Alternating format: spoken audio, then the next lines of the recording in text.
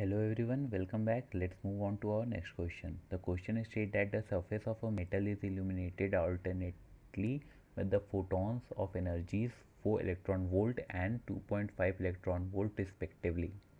The ratio of the maximum speed of the photoelectrons emitted in the two cases is 2. Then we have to find out the work function of the metal in electron volt. So please go through this question. I am giving you 5-second time and then I will move on to the solution.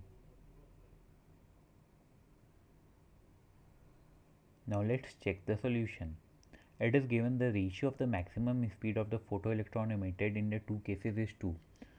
So now dividing the two situation, we get half mv1 square upon half mv2 square equals to e1 minus psi naught upon e2 minus psi naught, and the result is 4 minus psi naught upon 2.5 minus psi naught.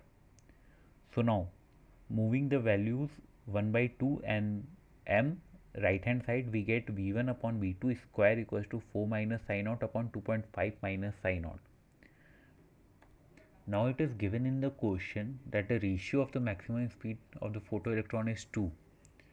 So now v1 upon v2 is equals to 2, that is 2 square equals to 4 minus psi naught upon 2.5 minus psi naught.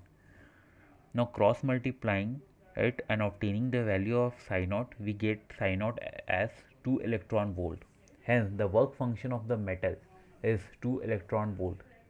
Hope you understood this question well. Thank you. See you in the next question.